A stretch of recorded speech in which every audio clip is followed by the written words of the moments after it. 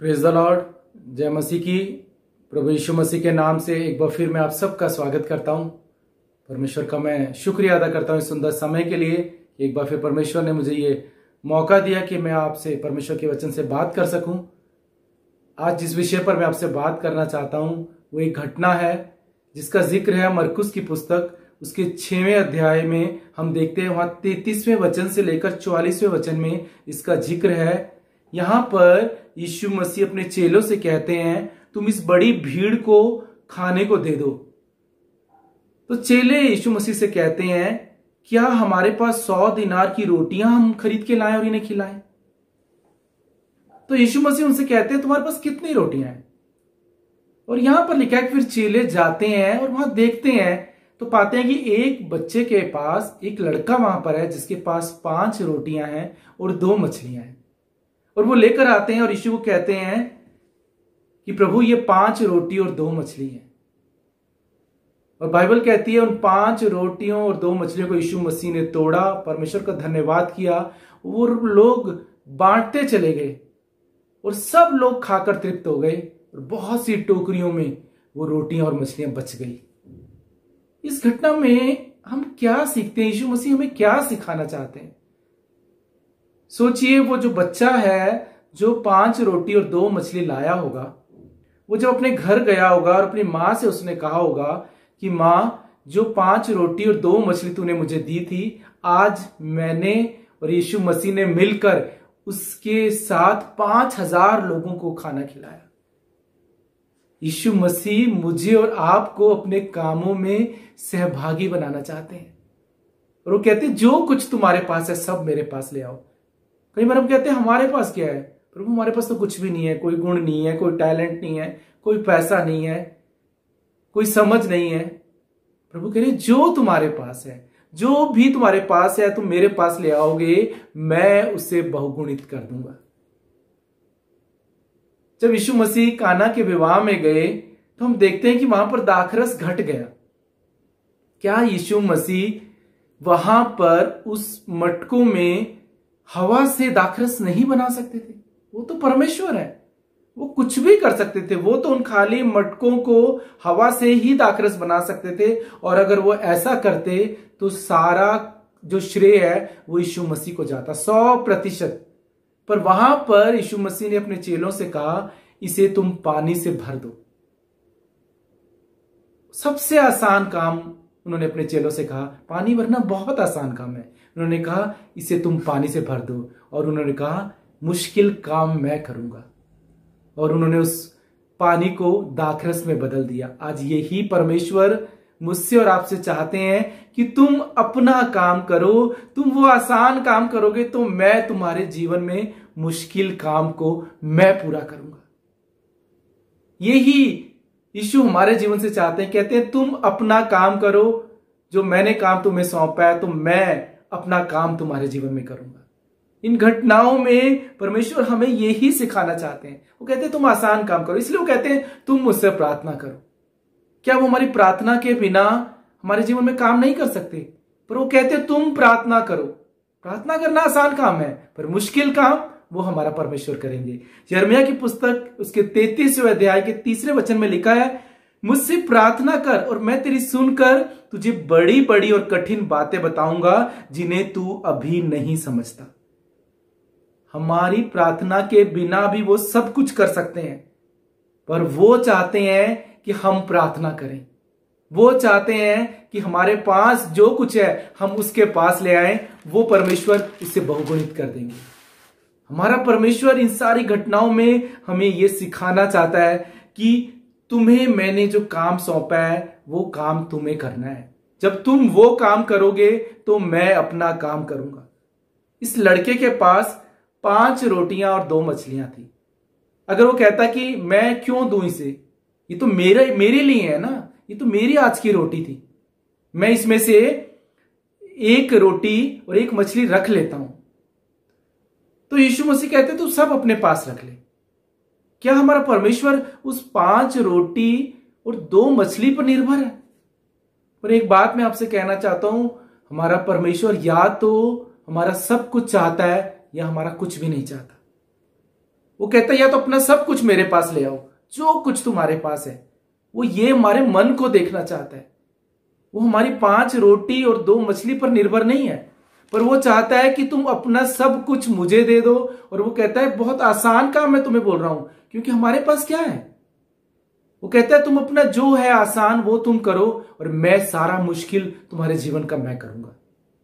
एक घटना का जिक्र है बाइबल में, मरकुस की पुस्तक उसके 12वें अध्याय के 41वें वचन में लिखा है, वो मंदिर के भंडार में बैठकर देख रहा था। यहां यीशु मसीह के बारे में लिखा है कि वो मंदिर के भंडार में बैठकर देख रहा था कि लोग मंदिर के भंडार में किस प्रकार पैसा डालते हैं। और यहां अगर हम आगे पढ़े तो वहां लिखा है बहुत से धनवानों ने बहुत कुछ डाला। इतने में एक कंगाल विधवा ने आकर 2 दमड़ियां उसमें डाली।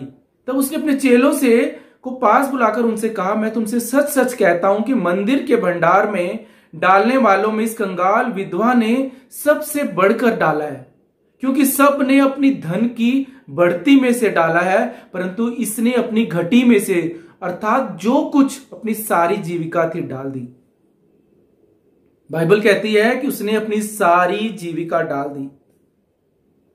जानते क्यों कई बार बहुत से लोग परमेश्वर से बहुत सी आशीष पाते हैं और बहुत से लोग परमेश्वर से बहुत थोड़ा पाते हैं? क्या हमारा परमेश्वर पक्षपात करता है? नहीं। क्यों बहुत सारे मसीहों का जीवन हम देखते हैं सूखा रहता है और बहुत सारे मसीहों का जो जीवन है वो जीवित जल की नदियों से भरा रहता है? क्योंकि आज भी हमारा परमेश्वर यही देख रहा है कि हम कैसे अपने जीवन को उसे दे रहे हैं, किस प्रकार से दे रहे हैं। कई बार हम कहते हैं मैं इतना सा कर रहा हूं ये काफी है, मैं इतना समय दे रहा हूं मैं इतना ही दे सकता हूं ये काफी है, मैं इतना ही काम कर सकता हूं ये काफी है, मैं अपने परिवार को इतने समय के लिए दे सकता हूं ये काफी है। तो फिर परमेश्वर कहते हैं मैं भी इतना से ही दे रहा हूं।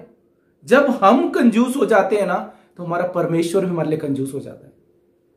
भजन संहिता 18, 25 और 26 में लिखा है, दयावंत के साथ तू अपने आप को दयावंत दिखाता है और खरे पुरुष के साथ तू अपने आप को खरा दिखाता है और शुद्ध के साथ तू अपने आप को शुद्ध दिखाता है और टेढ़े के साथ तू तिरछा हो जाता है। और बाइबल में लिखा है, यीशु मसीह कहते हैं जिस नाप से तुम नापते हो उस नाप से तुम्हारे लिए नापा जाएगा। जिस नाप से तुम नापते हो उसी नाप से तुम्हारे लिए नापा जाएगा। बाइबल में एक प्रार्थना है जो यूहन्ना 17:10 में ना लिखी गई है। यहां पर यीशु मसीह अपने पिता से एक प्रार्थना कर रहे हैं और हमें इस प्रार्थना को याद रखना है, जिसमें यीशु मसीह ये प्रार्थना करते हैं कि हे पिता, जो कुछ मेरा है वह सब तेरा है और जो तेरा है वह सब मेरा है। यहां यीशु मसीह ये प्रार्थना कर रहे हैं और जिस दिन हम अपने जीवन में ये प्रार्थना करनी सीख जाते हैं और हम प्रभु से कहते हैं, प्रभु जो कुछ मेरा है, जो मेरा परिवार है, जो मेरा धन संपत्ति है, जो मेरा जीवन है, जो काम तूने मुझे सौंपा है, जो मेरी सेवा तूने मुझे सौंपी है, ये सब कुछ तेरा है।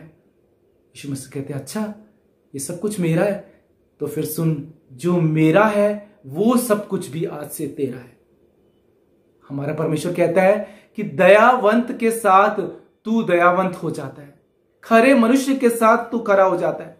आज मैं आपसे कहता हूं हमारा परमेश्वर ना, बाइबल कहती है उसने जगत से प्रेम किया, वो हम से प्रेम करता है, पर हमारे परमेश्वर का एक कानून है, उसका एक असूल है।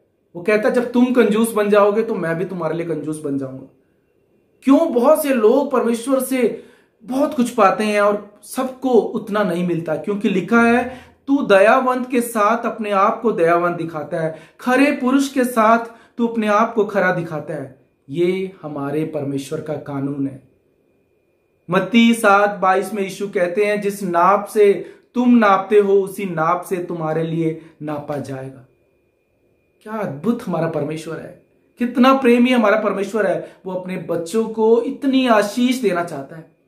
हम तो संसारिक पिता होकर अपने बच्चों को बहुत कुछ देना चाहते हैं और सोचिए वो कितना बढ़कर देना चाहता है।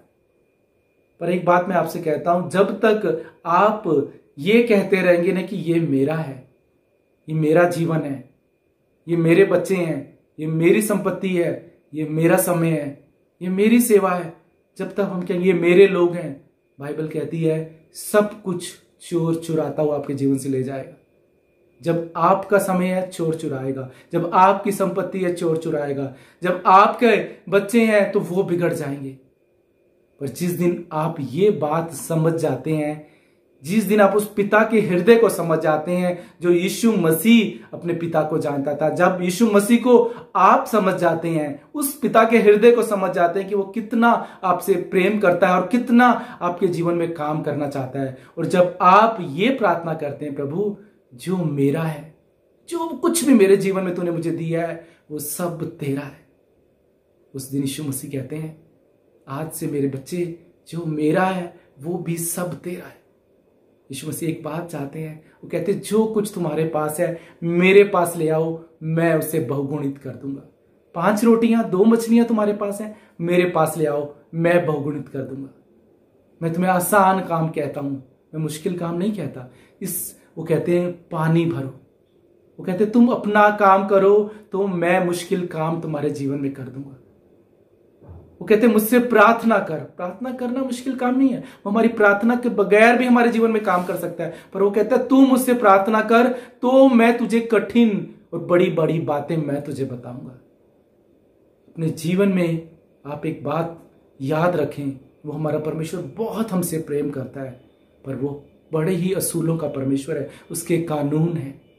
वो कहता है अपना सब कुछ मेरे पास ले आओ। जिस दिन आप इस बात को समझ जाएंगे और आप ये प्रार्थना करेंगे जो यीशु मसीह ने अपने पिता से की, अगर आप जब अपने जीवन में कहेंगे ना प्रभु जो मेरा है, जो कुछ भी मेरे जीवन में है, आज से मैं सब कुछ तुझे देता हूं, उस दिन प्रभु कहेंगे मेरे बेटे आज से जो मेरा है ना वो भी आज से मैं सब कुछ तुझे देता हूं, मेरा सब कुछ आज से तेरा है। परमेश्वर इस वचन के द्वारा आपके जीवन को बरकत दे और आशीष दे।